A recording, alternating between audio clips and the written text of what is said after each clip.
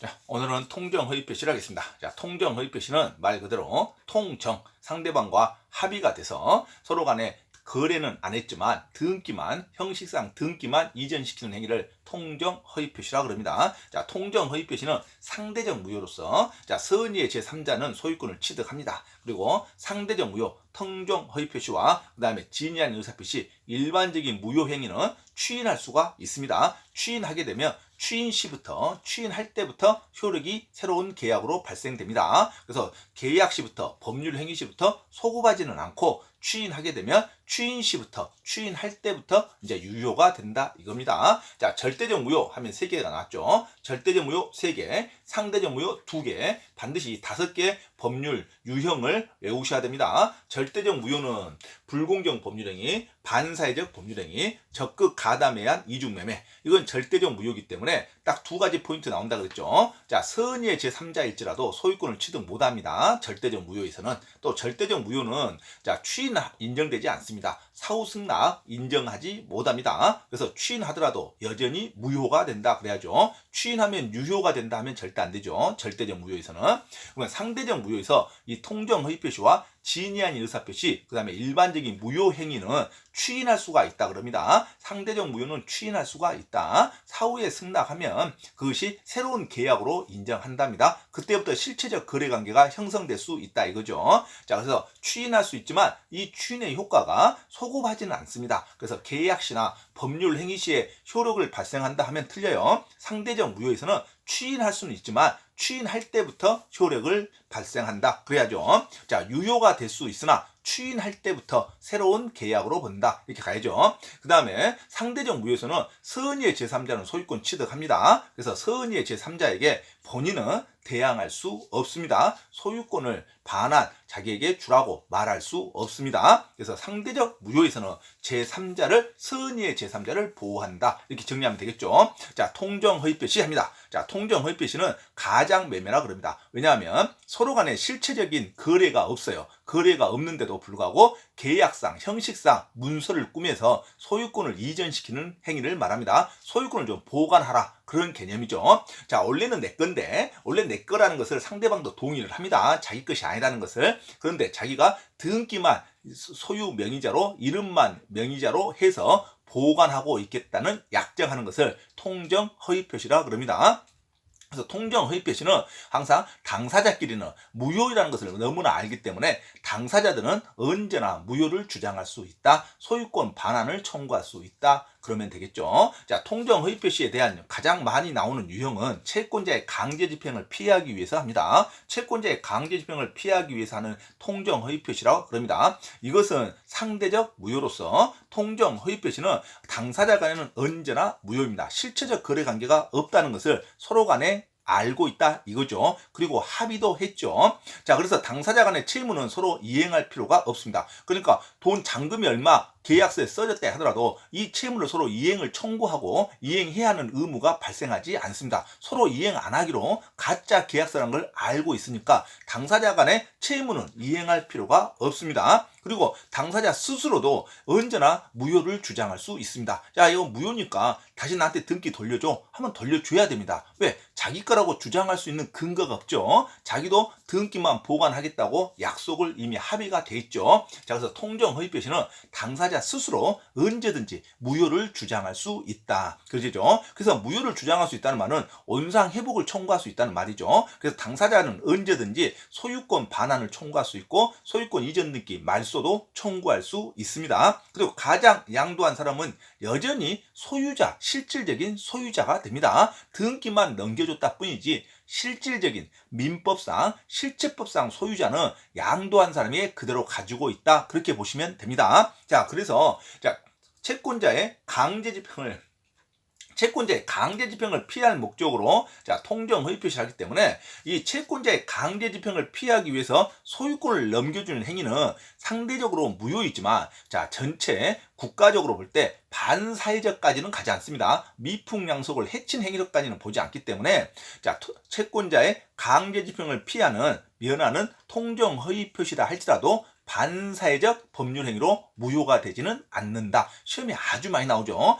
통정 허위 표시, 채권자의 강제집행을 면하는 행위라 할지라도 이것은 반사의 질서로서 무효가 되지는 않습니다. 상대적 무효라 그럽니다. 반사회적 법률 질서가 아닙니다. 그래서 당사자는 언제든지 무효를 주장해서 소유권을 다시 본인에게 이전을, 반환을 청구할 수 있습니다. 반사회적 법률행위가 돼버리면 불법 원인급여자로서 반환을 청구할 수 없다고 나와야 되는데 반사회적 법률행위로서 무효가 아니기 때문에 불법 원인급여자로 해당하지도 않습니다. 그래서 통정허위 표시의 가장 양도인은 불법 원인급여자가 아니기 때문에 언제라도 반환을 청구할 수 있다고 그럽니다. 자, 그래서 통정허위 표시는 상대적 무효다 딱 하면 되죠. 채권자의 강제집행을 면할지라도 이것은 상대적 무효이지 반사회적 법률행위는 아니다.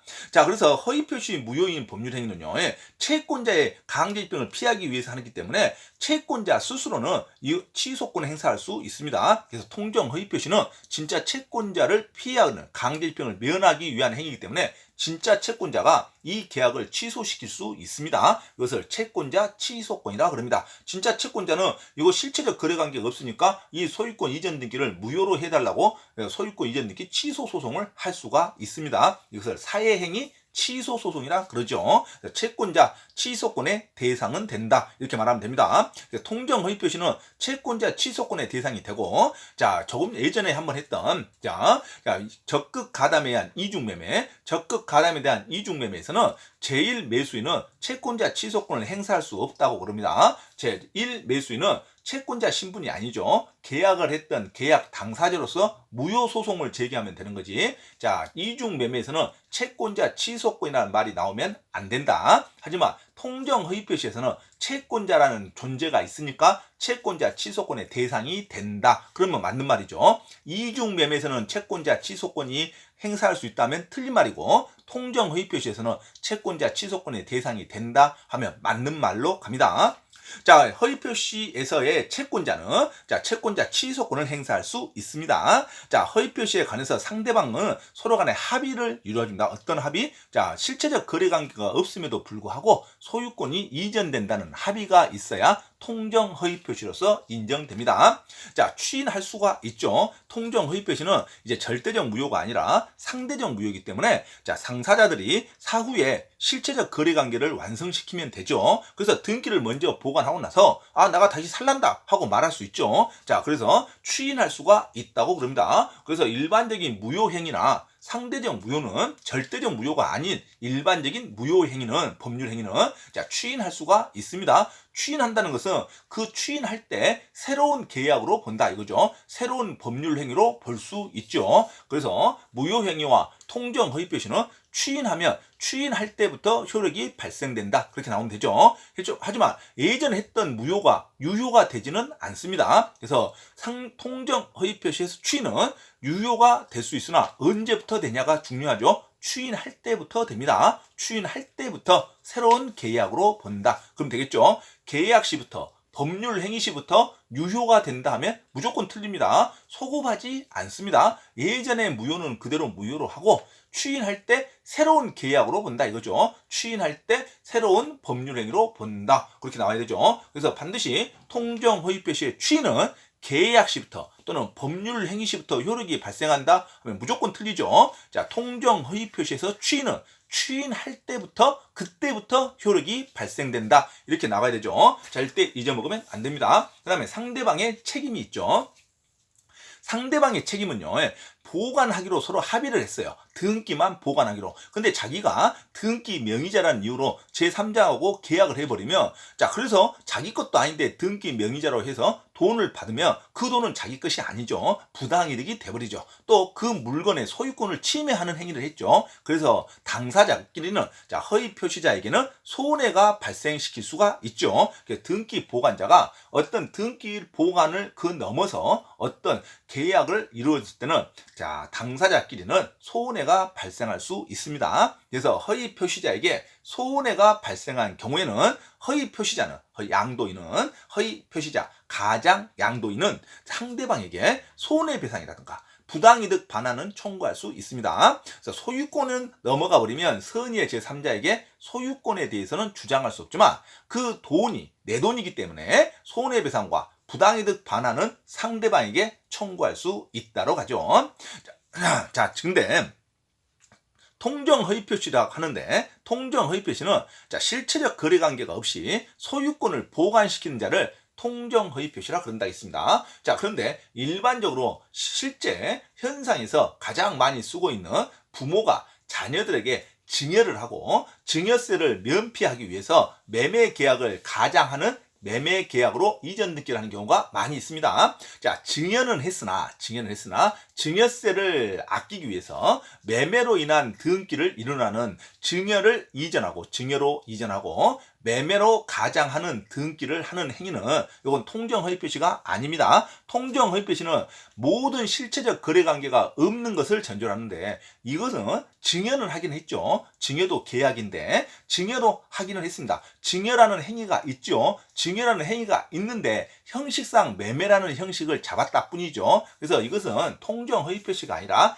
증여로서 계약이 유효로 갑니다. 증여 계약이 반드시 있는 건 사실이니까 증여 계약자로 갑니다. 그래서 증여세를 추징하면 됩니다. 자, 국가는 증여세를 내라고 그러지 이 계약 자체를 무효라고 보지는 않습니다. 그래서 증여를 이전하고 매매를 가장해서 이전 등기하는 행위는 통정허위 표시가 아니다. 증여는 인정하고 증여는 유효고 매매 계약은 무효로 한다. 그 등기는 그대로 인정하고, 왜? 실체적 관계가 사실이니까. 자, 매매라는 글자가 써졌다 하더라도 실체적으로 증여로 소유권을 넘긴 건 사실이니까 합법적으로 자녀에게는, 수증자에게는 소유권이 이전된다고 봅니다. 그래서 이 판에서는 선의 악이 구별하지 않고 제3자에게 무조건 자유롭게 자녀가 소유권을 이전시킬 수 있습니다. 자, 그래서 통정허위 표시가 아니다. 그래서 무조건 증여자는 한번 수증자에게 증여를 했으면 더 이상 소유권으로서 주장할 수 없습니다. 자기가 소유자가 되는 게 아니에요. 소유자는 이미 떠난 겁니다. 이미 증여를 했기 때문에 형식상 매매 계약이라는 그 형식만 무효로 하고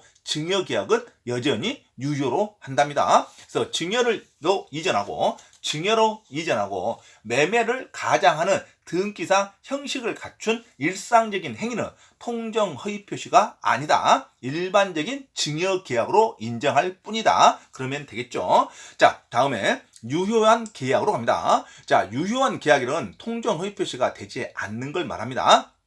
통정허위 표시라는 것은 약정에 대한 계약이 무효가 되기 때문에 이행할 책임이 없는 걸 말하는데, 자, 제3자 동일인에 대한 대출 한도를 회피하기 위해서, 동일인에 대한 대출 한도의 제한을 회피하기 위해서 제3자가 은행에 알리지도 않고 자기가 그냥 통장을 개설했답니다. 자기 통장으로 대출을 일으킨 경우를 말해요. 이런 것은 유효한 계약입니다. 그래서 제3자가 다른 사람의 대출 한도를 막기 위해서 자기가 통장을 개설해서 서명 날인하면 그 사람이 주 채무자로 채무를 이행할 뿐입니다. 그래서 소비대차 계약을 체결한 경우는 이 소비대차 계약은 유효합니다. 그래서 제3자의 계약은 통정허위 표시로 무효가 아니라 유효한 주 채무자로서 계약이 됩니다. 자, 그런데 딱 시험 문제, 이런 경우는 통정허위 표시로 무효가 될 수 있습니다. 어떤 경우냐면 은행 대출 한도를 넘는 값을 위해 을이 대출 약정서에 주 채무자로 서명 날인을 했는데 은행도 이것을 승낙했답니다.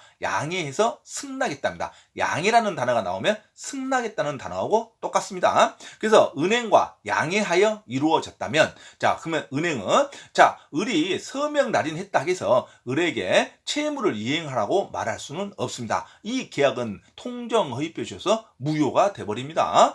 그래서 채무를 이행하라고 말할 수가 없습니다. 그래서 은행 대출 한도를 넘는 값을 위해 을이 주 채무자로 통장에 서명 날인했다 해서 이 을에게 채무를 이행하라고 할 수가 없습니다. 통정허위 표시로서 무효가 돼버립니다. 그래서 은행과 을은 통정허위 표시로서 무효로서 을은 대출금 반환 채무를 부담하지 않습니다. 실제 채무자에게 대출금 반환을 청구할 수밖에 없습니다. 통장 명의자에게는 이 통장 개설이 무효가 되기 때문에 이 통장 개설자에게 대출금 반환 채무가 발생하지 않는다고 봅니다. 자, 어떨 경우에 은행이 양해했을 경우에 자, 제3자가 통장을 서명 날인해서 은행이 이것을 양해했을 때는 통정허위표시도 무효가 되고, 은행이 양해가 아니라 은행이 단순히 알고만 있을 때는 제3자 이름으로 서명 날인된 통장 개설자가 무조건 유효하게 채무 반환 의무를 집니다. 은행이 단순히 알고 있을 때는 유효한 채무 약정서가 되는 거고, 은행이 양해했을 때만 이 제3자의 이름으로 간 채무 약정서는 통정 허위 표시에서 무효가 된다 이겁니다. 그래서 은행이 양해했다 그러면 그 계약은 통정 허위 표시도 무효이고, 은행이 단순히 알고 있다 그러면은 주 채무자로서 채무를 반환해야 된다, 이렇게 정리하시면 됩니다. 자, 통정 허위 표시에서 가장 중요한 이론이 제3자와의 계약입니다. 자, 나는 계약을 하지 않고 실체적 거래가 없이 통장만 보관하라고 했는데, 통장 보관하는 이 상대방이 제3자와 계약을 맺어버리면 이 제3자가 선의일 때는 소유권을 취득한다 이겁니다. 상대적 무효에서 가장 중요한 시험이 선의의 제3자는 소유권을 취득하는 걸로 갑니다. 이때 이 선의의 제3자는 과실이 있을 것인지를 요하지 않습니다. 이게 아주 중요하죠. 자, 통정 허위 표시에서는 딱 두 가지 포인트만 나옵니다. 첫째, 추인할 수 있다. 추인하면 그때부터 새로운 계약으로 본다. 두 번째, 통정 허위 표시는 자, 등기를 보관하는 자하고 계약을 맺었던 제3자가 선의이면 선의의 제3자는 소유권을 취득한다. 이게 아주 중요하죠. 자, 선의의 제3자이기만 하면요, 본인은 통정 허위 표시여서 선의의 제3자에게 무효로 대항하지 못합니다. 그래서 허위 표시자는 선의의 제3자에게 무효를 주장할 수 없습니다. 자, 허위 표시자는 양도인을 말하죠. 양도인은 선의의 제3자를 상대로 이전 느낌 말소도 청구할 수 없습니다. 아예 소유권은 선의의 제3자에게 넘어가 버립니다. 그리고 양도자만 선의의 제3자에게 대항할 수 없는 게 아니라 그 서류 등기 보관자도, 계약했던 보관자도 선의의 제3자에게 내가 팔았으니까 다시 나한테 돌려줘 말 못합니다. 그래서 누구나, 당사자 누구나, 상대방 누구도 선의의 제3자에게는 대항할 수 없습니다. 선의의 제3자에게 무효를 주장할 수는 없습니다. 합법적으로 선의의 제3자는 소유권을 취득해버립니다. 그래서 민법은 실체관계가 없는 한 등기를 무조건 남한테 보관시키지 말라는 겁니다. 그래서 계약이 이루어지며 이 계약자를 더 보호하겠다 이겁니다. 실체적 관계도 없는데, 진짜 팔지도 않았는데 등기상으로 등기를 넘겨버리면 국가가 책임지지 않겠다는 겁니다. 당사자끼리는 언제든지 무효를 주장할 수 있지만 그 등기가 제3자에게 넘어가 버리면 제3자가 선의일 때는 선의에게 국가는 무조건 보호해준다 이거죠. 선의의 제3자는 소유권을 취득한다 이렇게 됩니다. 그래서 선의의 제3자에게는 무과실, 과실이 요건으로 하지 않습니다. 선의이기만 하면 됩니다. 선의의 제3자는 과실을 요건으로 하지 않는다. 시험에 엄청 많이 나오죠. 자, 제3자가 선의이기만 하면 과실이 있더라도 소유권을 취득합니다. 제3자가 과실로 가장 매매 사실을 모르는 경우에는, 그러니까 과실로 하지만 뒤에 모든 경우에, 선의인 경우에는 과실이 있다 할지라도 선의인 경우는, 모르는 경우에는 제3자의 권리가 보장됩니다. 그래서 통정 허위 표시에서는 선의이기만 하면 되지 과실은 요건으로 하지 않는다. 자, 선의의 제3자는 허위 표시자 상대방의 무효 주장을 스스로는 인정할 수 있습니다. 자, 선의의 제3자는 원래 소유권을 취득할 수 있죠. 합법적으로. 그렇지만 자기가 스스로 이것이 무효로 인한 계약이다 해서 원래 양도인에게 반환해 줄 수 있습니다. 그건 국가가 막지 않죠. 그래서 선의의 제3자는 허위 표시자 또는 상대방의 무효 주장을 스스로 인정할 수는 있다 그럽니다. 그건 맞는 말로 가야 되죠. 자, 선의의 상대방은, 선의의 제3자는 자, 이후에 가장매매를 알게 되면 자, 가장매매 무효를 주장할 수 있다. 선의의 제3자는 국가가 보호하는데 자기 스스로 돌려주겠다 하면 국가는 막지를 않습니다. 선의의 제3자도 무효를 스스로 주장할 수 있다. 그러면 맞는 말로 갑니다. 자, 부동산을 취득한 제3자가 선의이고 그로부터 부동산을 전득한 자가 그 선의인 자한테 또 산 사람이 그때는 그 사람이 모든 걸 알고 있는 악이라 할지라도 선의인 제3자가 이미 소유권을 합법적으로 취득했기 때문에 그 뒤에는 악이든 선이든 가리지 않습니다. 민법이 한번 선의의 제3자라고 딱 뜨면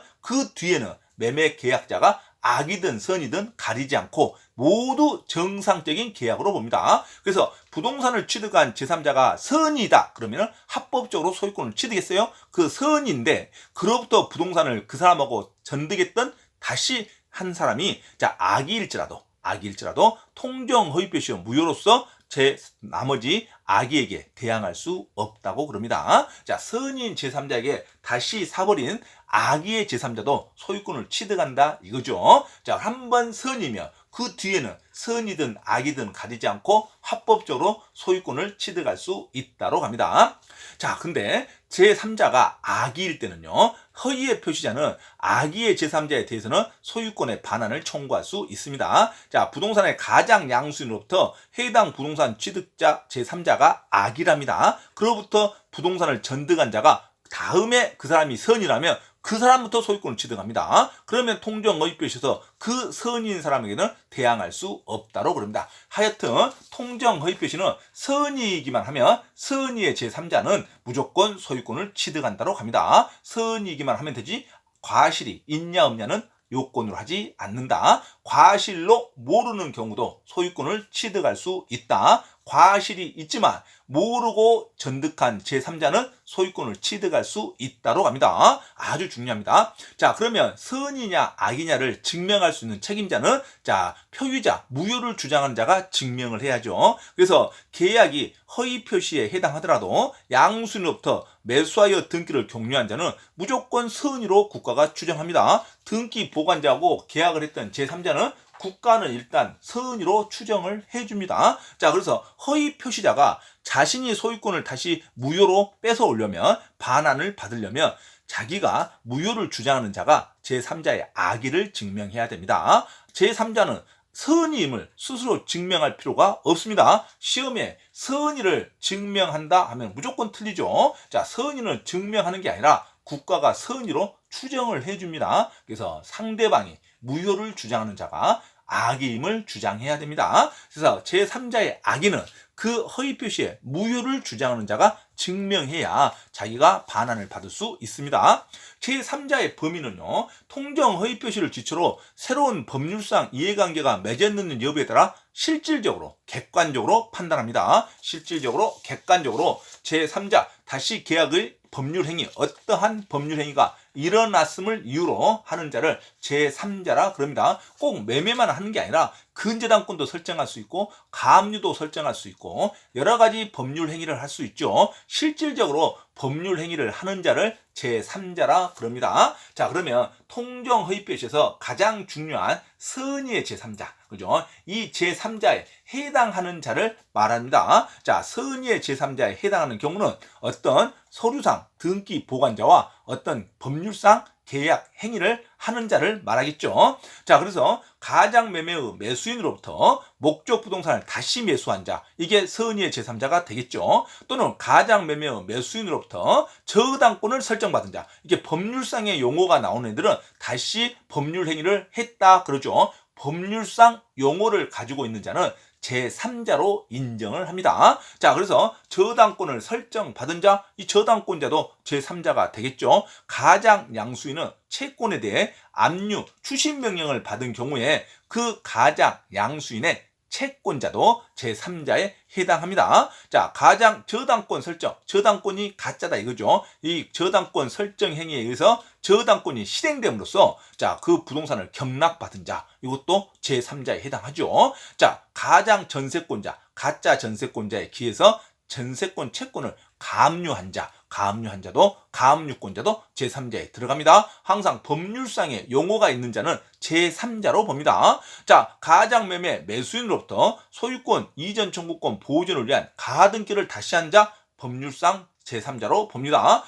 가장 매매를 위한 대금 채권 또는 가장 소비대차에 기해서 대여금 채권을 양수받았답니다. 대여금 채권의 양수인도 자, 제3자로 인정이 되겠죠. 가장매매 매수인의 압류 채권자 제3자로 인정됩니다. 법률상의 계약자. 자, 양도 담보에 있어서 전부 채권자 소송으로 전부 채권이 발답니다. 그래서 제3자로 인정이 됩니다. 자, 파산 관제인도 크나큰 하자가 없으면 선의의 제3자로 인정합니다. 파산 관제인이라는 것은 회사가 파산됐을 때는 공정하게 회사 재산을 매각해서 채권자에게 골고루 안분해서 배당을 해주는 역할을 하는 것을 파산 관제인이라 그럽니다. 파산 관제인은 국가 공무원의 신분이죠. 그래서 주로 변호사가 임명이 됩니다. 그래서 공적인 업무를 수행하는 것이 파산 관제인이요. 파산 관제인은 자, 모든 채권자를 위해서 공평하게 일해야 할 의무가 있기 때문에 한 사람의 채권자라도 자기가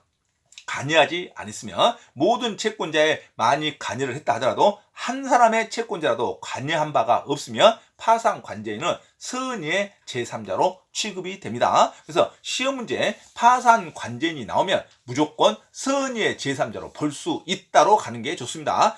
파산 관제인 하면 선의의 제3자로 인정될 수 있다. 악의 제3자고 절대 안 돼요. 파산 관제인은 공정한 업무를 수행할 의무자이기 때문에 선의의 제3자로 인정이 된다. 파산 관제인 하면 선의의 제3자로 인정이 된다 하면 되겠죠. 자, 허위의 보증계약을 이행해서 구상권을 취득한 보증인. 자, 이것도 제3자로 인정됩니다. 그래서 통정허위표시에서 선의의 제3자 인정되는 경우는 법률상 용어가 나오는 법률 행위자는 무조건 선의의 제3자로 인정이 되면 되겠습니다. 자, 그런데 시험에 선의의 제3자로 인정되지 않는다 하면은 딱 세 사람을 찾으면 됩니다. 자, 본인은 선의의 제3자 개념이 아니죠. 본인은 계약 당사자 신분입니다. 그리고 회사 자체도 계약 당사자 신분입니다. 자, 여기서 제일 중요한 거 제3자를 위한 계약이 나오는데 제3자를 위한 계약에서 수익자는 자, 계약에 직접 참여한 자가 아닙니다. 계약으로서 다시 법률 행위를 하는 자가 아니라 제3자를 위한 계약에서 이 제3자 수익자는 금전만 받을 권리가 있는 사람이죠. 돈만 수령할 권리가 있는 사람을 제3자를 위한 계약에서 수익자라 그럽니다. 그래서 이 제3자를 위한 계약에서 수익자는 통정허위표시에서 다시 법률 행위를 일으킨 제3자가 아니라 그럽니다. 자, 그래서 가장행위로서 가장이든 허위표시든 제3자를 위한 계약에서 이 수익자는 자, 무조건 통정허위표시를 말하는 선의의 제3자가 아니기 때문에 제3자를 위한 계약이 허위표시에 해당해서 무효가 됐다 하면 낙약자는 돈 줄 의무자가 낙약자라 그러죠. 낙약자는 수익자에게 돈을 거절할 수 있습니다. 그래서 수익자는 허위표시의 무효로 대항하지 못하는 제3자에 해당하지 않습니다. 그래서 자, 낙약자는 자, 제3자에게 지급을 거절할 수 있다고 하죠. 이 사람이 아무리 선이든 악이든 관계없이 자, 정리하면 자, 제3자를 위한 계약에서 수익자는 통정허위표시를 말하는 제3자가 아니다. 반드시 외워야죠. 자, 제3자를 위한 계약에서 수익자는 통정허위표시에서 말하는 계약상 법률관계를 일으키는 제3자가 아니다. 그럼 되겠죠. 자, 그리고 자, 어떤 통정허위표시를 한 본인이나 법인 자체는 당사자지 제3자 신분이 아닙니다. 대리인의 통정허위표시에서 본인 이런 거 회사 이런 말 나오면 제3자 입장이 아니라 당사자 개념으로 갑니다. 그리고 후순위 제한 물권자도 제3자가 아니죠. 자, 후순위 제한 물권자 본인 회사 그다음에 자, 제3자를 위한 계약에서 수익자 이것은 통정허위표시에서 제3자가 아니다. 아주 중요하죠. 자, 그다음에 이 가장양수인의 일반 채권자는 계약하는 관계가 아니죠. 다시 계약을 했던 사람이 아니죠. 그래서 제3자가 안 됩니다. 자, 그래서 채무자의 권리를 대의 행사하는 일반 채권자는 제3자 개념이 아니죠. 그 다음에 가장양료에서 원래 있는 채무자도 제3자 개념이 아닙니다. 손해배상 청구권의 양수인, 손해배상 청구권 자체를 사가는 양수인은 제3자가 아니죠. 그 당사자죠. 계속 그 지위를 유지한 그 자체 양수인. 그 다음에 추심을 위해서 채권을 양수한 자, 추심은 대신 채권을 행사하는 자죠. 그래서 이 사람은 원래 당사자를 대신해서 채권을 회수할 자이기 때문에 추심업자, 그 다음에 제3자를 위한 계약에서 수익자, 그 다음에 계약 본인, 회사 법인, 그다음에 원래 있는 채권자, 채무자 이런 사람들은 자 다시 법률 관계를 일으킨 제3자가 아닙니다. 그래서 통정 허위 표시에서 자 제3자에 해당하지 않는 자 딱 고르면 본인, 법인, 그다음에 후순위 제한물권자, 그다음에 제3자를 위한 계약에서 수익자, 이것은 제3자가 아니다. 채권 추심자, 제3자가 아닙니다. 그래서 통정 허위 표시에 있는 가장 중요한 이론은 선의의 제3자는 소유권을 취득한다. 이때 제3자는 과실이 있거나 말거나 과실은 요건으로 하지 않는다. 자, 통정 허위 표시에서 제3자는 무조건 소유권을 취득한다. 이 제3자는 선의이기만 하면 된다. 악의는 소유권 취득할 수 없죠. 자, 선의의 제3자는 소유권을 취득한다. 선의의 제3자에 해당하는 자는 법률상 다시 행위를 일으키는 법률상 행위자가 말합니다. 그래서 파산 관제인도 선의의 제3자에 해당할 수 있다. 자, 이렇게 하면 되겠죠. 자, 통정 허위 표시는 상대적 무효로서 추인을 하면 추인할 때 효력이 발생합니다. 추인할 때 새로운 법률 행위로 본다. 반드시 계약 시부터 법률 행위 시부터 소급하지는 않습니다. 효력이. 자, 상대적 무효 통정 허위 표시를 했습니다. 통정 허위 표시는 채권자의 강제 집행을 면할 목적으로 한다 해서 자 반사회적 법률 행위는 아닙니다. 반사회적 법률 행위가 아니기 때문에 통정 허위 표시는 불법 원인 급여자에 해당하지 않기 때문에 언제든지 당사자는 소유권 반환을 청구할 수 있습니다. 하지만 소유권을 보관하고 있는 보관자가 제3자, 선의의 제3자하고 계약해버리면 선의의 제3자는 소유권을 취득합니다. 선의의 제3자는 과실을 요건으로 하지 않습니다. 과실이 있는, 자, 모르는 제3자는 소유권을 취득합니다. 과실이 있더라도 선의이기만 하면 제3자는 소유권을 취득할 수 있다. 자, 여기까지 통정 허위 표시에 대한 정의입니다. 자, 통정 허위 표시 반드시 반복해서 여러 번 들으시기 바랍니다.